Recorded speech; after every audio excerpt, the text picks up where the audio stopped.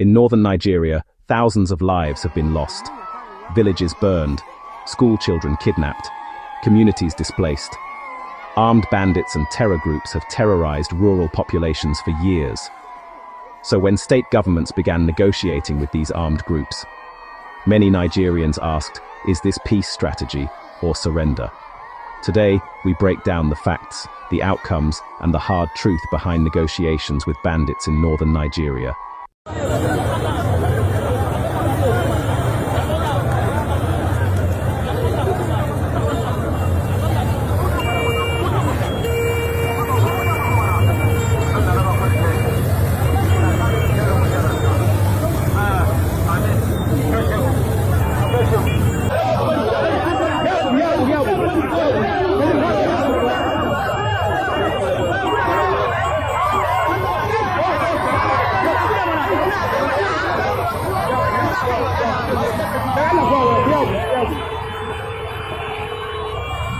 Negotiation didn't start from nowhere.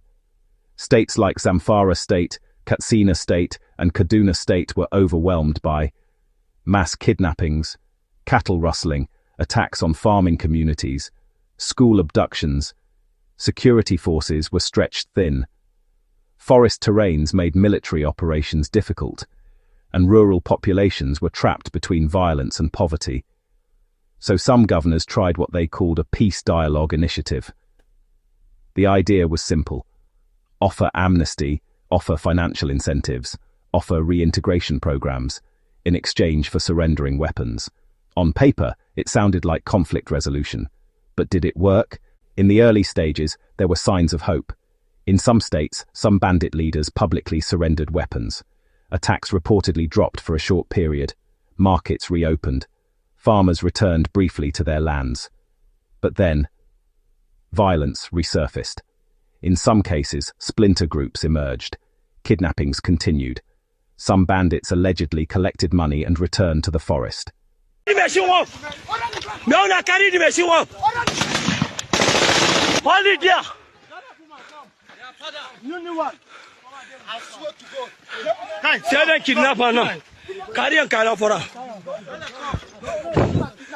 kidnap them, and they kidnap them with women. We see the women, but they don't fire the women. Critics argued that negotiation rewarded criminality, encouraged more groups to take up arms, and undermined military morale.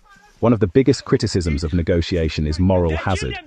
If a young man sees that, picking up a rifle, kidnapping civilians, controlling a forest, eventually leads to government cash, amnesty, and protection. What message does that send? At the same time, communities caught in crossfire often just want survival, not political theory. If talking to them stops the killing, then talk.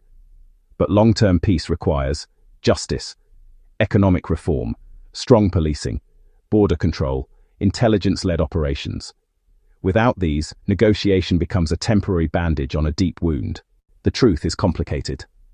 Negotiation in northern Nigeria produced temporary relief in some areas, but it did not eliminate banditry. So which side is right? Drop your opinion in the comments, share and subscribe for more people to participate in this discussion.